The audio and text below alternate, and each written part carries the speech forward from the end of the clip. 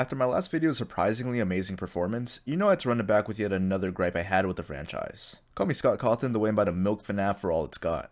Before we begin, I want to point out that I'll be talking about the movie towards the end of the video, so I'll put a timestamp here and give you another reminder before I do so as to avoid spoilers. But you read the title. Today I'll be asking, should Fnaf be scary? And why it isn't. It's no secret that the series has definitely changed throughout the years. There's a few subjects I want to touch up on, so I'll start with gameplay and atmosphere since it's pretty surface level and it's what you'd mostly take away from the games if you aren't doing a deep dive into its lore. Aside from the most recent entries, Five Nights at Freddy's can be summarized as a point-and-click survival horror game. You sit somewhere, you click the right things at the right times, you survive till 6 AM. Oversimplification? I know. But this really worked for 2014. The game was still mysterious, and the average fan only had a slight clue of what was going on. Animatronics slowly moving around the building to come kill you, the dread of watching your power deplete, the short wheezing sounds when one of them got into your room, all reaching its climax when one finally kills you via jump scare, the shriek being an edited version of a child's scream. Not to mention the random ghostly appearance of Golden Freddy, along with the ominous text reading, "It's me." Tie this in with the game's setting, a dingy old pizzeria, a claustrophobic office, everything being viewed from old cameras. Despite its simplicity, this was a horror game. There's definitely a conversation to be had on whether the original animatronic designs were scary, but I don't think a horror antagonist has to be a hulking abomination to get the job done. Fnaf practically started mascot horror, taking non-threatening mascots and turning them into something to be feared. Although I do think it may have been overdone a bit, I can't hate on the original, so I do believe the first game served its purpose very well. Fnaf 2 is an odd outlier considering what came right before and after. Although it does ramp up the difficulty in gameplay, it's hard to say that the game was scarier, and I'd blame that on the setting and the animatronic designs. We leave the cramped office space of the original for a much more open office space with a hall in front of us and a vent on each side. The pizzeria itself is larger and nicer. The new main cast of animatronics are toy versions of the originals. They're smaller, smoother, and nicer looking than the others. Toy Freddy and Chica look creepier as they get closer, but honestly man, I'd still Some things do work however. Having to react to them once they're in your room, Mingle's messed up voice box, the puppet, and of course the withered animatronics. This along with the death minigames that have a disembodied voice telling you to save them. The Atari style definitely elevates the creep factor, and even though the main cast looks friendly, it makes sense considering Scott wanted this entry to seem like a direct sequel to the first game, not a prequel, which it was. So upping the scale is understandable. I'll be lumping games 3 and 4 together since this is where the series peaked in its horror elements. Fnaf 3 in its setting and atmosphere, and Fnaf 4 in its animatronic and gameplay designs. Fnaf 3 takes place in a horror attraction based on the tragedies that happened in Fnaf location decades prior. Which is horrible, but honestly, I'd still go. The environment is meant to be creepy in the universe and it shows. Looking around the building for the one elusive animatronic that can kill you, while avoiding the many phantoms that can jump scare you and lead you to your death. Speaking of which, this game introduces my favorite character from the franchise, Springtrap, a child murderer who possesses his own dead body. The broken down Spring Bonnie suit holding William Afton's decayed corpse inside is perfect. Game 4, however, uses over-the-top designs for its animatronics. They're huge hulking bodies with rows and rows of shark teeth. The environment isn't as scary per se, but we're forced to run from door to door, listening for breathing sounds before we shut it. Something about running towards the danger and getting all up close and personal works wonders for this game's fear factor. I think I might have heard something. I don't know. I feel like I enjoy Sister Location more than your average person, but looking back, it's obvious that this is the point where we begin to stray far away from the paranormal, scary games we had, to the sci-fi, more accessible games we have now. These fun times are even sleeker and nicer than the toy animatronics, except this time there isn't a real world or in-universe explanation. I'm not too sure when the fun times were built, but they're way too advanced to realistically have been made before like 2020. And yes, I did just say realistic in a game about haunted Chuck E. Cheese bots. The scariest thing about them is how their faces open up when they attack, but it doesn't do it for me. I will give Circus Baby's voice actress, Heather Masters, props though, because Baby has a very chilling voice. I think they noticed that you never left the building last night. The cameras were searching for you, but they couldn't find you. I have you hidden too well.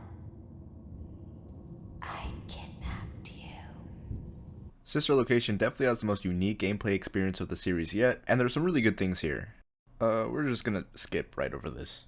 Most of Pizza Simulator is just a Fnaf tycoon, but I won't knock that part due to the game's purpose. And the main gameplay is probably the least scary in the series so far. But I will say the salvage parts with the single dim light and the animatronic subtle movements when you bring your clipboard up is very good. Why can't we get more of this?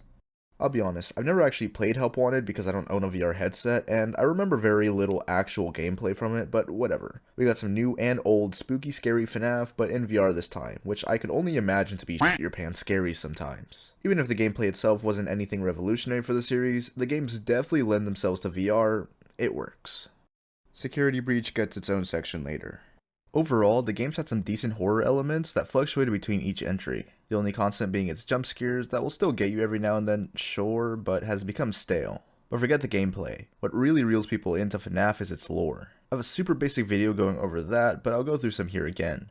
And if someone completely out of the loop saw this, I'm sure they'd be surprised that this is a series based on child murder. And this is where I really can't wrap my head around the current direction the series is going. This isn't lighthearted stuff. A crazed man who lost 2 of his kids to his own creations goes on to murder many children afterwards, exact number unknown, and the effects it had on those around, whether it be his son, his old business partner, or even a random security guard. The first 2 games established that kids possess the animatronics and the family entertainment chain that is Freddy Fazbear's Pizza. The third game focused on the fate of the killer himself, William Afton, killed when he was skewered by the suit that he used to kill kids, his body forever trapped inside.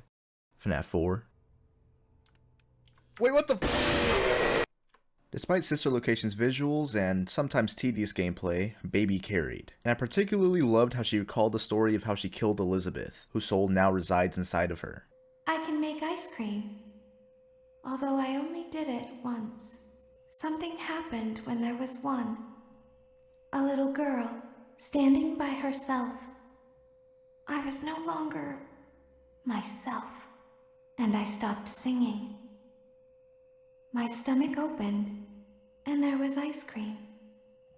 I couldn't move, at least, not until she stepped closer. There was screaming for a moment, but only for a moment. Then other children rushed in again, but they couldn't hear her over the sounds of their own excitement. I still hear her sometimes. Why did that happen? But this is where we ditch paranormal for sci-fi. The mysterious purple guy who we've always seen be very involved from the shadows was now building these crazy high-tech kid capturing machines to do the job for him. The game's also trying to put a science behind how possession works, and that's super lame, with Remnant and Agony and all that. The story and scale was much smaller and more contained than it is now. Sometimes less is more, and that can segue us into Security Breach. I did play the game, but it was way too buggy and I dropped it without being bothered to pick it back up. But I would at least try to finish it if it was scary in the slightest, but it just wasn't. I think the cramped darkness made the original game so scary, so what the fuck is this? What started as a 2-man project ended up being a mega million super corporation despite the child snatching tied to its name. I already expressed my feelings towards how the designs can add or subtract from a game's horror, so I don't even gotta elaborate again. But I will. Reanimated corpse and big terrifying machines are scary. This isn't. And these are our main antagonists. These should be what we're running from, so why do I still want to FNAF 1 was a perfect medium in design. The short twitching in the cameras with the black eyes and tiny white dots, which works way better than the red eyes, and I will stand on that. A quick look at the posters will describe them as having a foul odor emanating from them with blood and mucus pouring from their mouth and eyes. This is a far cry from that. The only section I could say is scary is the Molester Moon level, but absolutely nothing else comes close to this one mediocre area. And I want to get started on how they actively avoided using blood or violent words for the kiddos, and the absolute waste of a villain Vanny turned out to be. The Mimic was creepy and ruined though, I guess. What are you? I'm Gregory.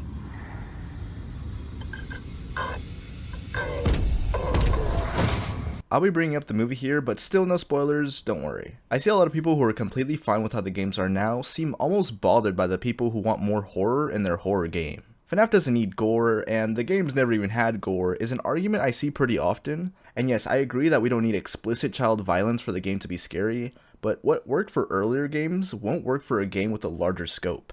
Less might be more, but if you're gonna give us more, then show us more. The old animatronics looked and felt threatening, these guys never do. And even Vanny, who had so much potential, fell flat by being yet another don't get spotted enemy. She could have been what William was implied to be, some sadistic murderer, but she just kinda dances and prances around. Ooh, staticky screen. This is not this, and this is not this. You can't use the same logic for a first-person point-and-click game that you use for Security Breach because they play so differently. Same for comparing the movie to the games. There's much more to explore and much more you can do with the setting, yet it lacked anything that made it scary. FNAF VHS altered how you view FNAF, but I feel like why so many flock towards it is because they embody the horror that they feel the games could have achieved. Of course, after so long and so many games there had to be changes, but FNAF didn't seem to grow with its original audience. Some people are okay with that, while some people are not. And I don't think there's an objectively correct way to feel about it. FNAF was first and foremost a horror game, even if the games aren't scary anymore after nearly a decade. So people who fell in love with these aspects can't help but feel frustrated with the game's latest direction. But at the same time, the fact of the matter is, this is where the game is now, and there's nothing wrong with enjoying it. Now for the movie section. If you haven't seen it and don't want it to be spoiled, and somehow avoided spoilers, click off now. I know I come off as negative, so you'd probably expect me to hate this movie, but I honestly enjoyed it. I could tell you how the movie's PG-13 and how it wasn't scary, and I will, but it didn't take away from my enjoyment of the movie. William said the line, the animatronics looked amazing, and the Living Tombstone song at the end had me leaving the theater smiling, and it succeeded in doing just that. But if you're here just as a horror fan, this one definitely isn't for you, because this movie isn't scary. Like I said, this movie did have a PG-13 rating, and unlike Megan, it didn't have an R version, which limits what they can do. And sure, we didn't need to see Bonnie absolutely curb stomp a dude's head in, but there were some scenes that could have used a bit more. Mainly the opening scene. I would have died to see that guy get stuffed into a suit, leaving him looking like Mike Schmidt if he died in the first game. And the Springlock scene. It did feel a tad bit underwhelming, and I don't know, maybe those realistic Springlock sound videos on YouTube got to me. It's another scene that's brought up by people who say, well, it's just all pixels in the game. And yeah, that's true. There's pixelated blood spewing out through the suit until he falls convulsing on the ground, but it's portrayed as a very gruesome and painful way to go out, which the movie doesn't convey very well. In case that the spring locks come loose while you are wearing the suit, please try to maneuver away from populated areas before bleeding out. That does not ruin the customer experience. The eyes. And of course, there's the scene of everyone building table forts and having a grand time. I know, they're still kids or whatever, but I prefer them being portrayed as vengeful spirits coming after anyone who looks remotely like the man that killed them. So this wasn't that for the most part. But just because it's not scary doesn't mean it's not good or at least enjoyable. I like the movie. FNAF's horror has been on my mind for a while, and it was only a matter of time until I made a video on it. So, should FNAF be scary? That is up to you. Different strokes for different folks. Would a horror-centric gore fest of a game attract players? Yes, I'm sure it would. Will the game suffer if it continues on its path? After the movie's commercial success and the fandom being as big as ever, I assume not. And that's okay. For better or for worse, the series has become something larger than life, with millions of fans around the world spawning countless songs, memes, and content. And it's hard not to appreciate what it's turned into. Been provided with a flash. Okay, alright. I got me. Before I get on with the usual outro stuff, I want to say that I made a Discord server, and I'll be linking that down in the description, so check that out if you want to, chill or whatever. I don't know. But thanks for watching another FNAF video. I assume this video will be even more controversial than the last one if it picks up steam, so make sure to give me your thoughts down in the comments. Big old thank you to Kofi Still for today's thumbnail. I love her art, so check it out. Twitter down in the description, as per usual. Next week, I'll be taking a break from horror. I just finished Spider-Man 2, so I'll be making a power scaling type of video on that. So if you like that idea, or you just enjoyed this video, make sure you subscribe to see more, and I'll see you guys later.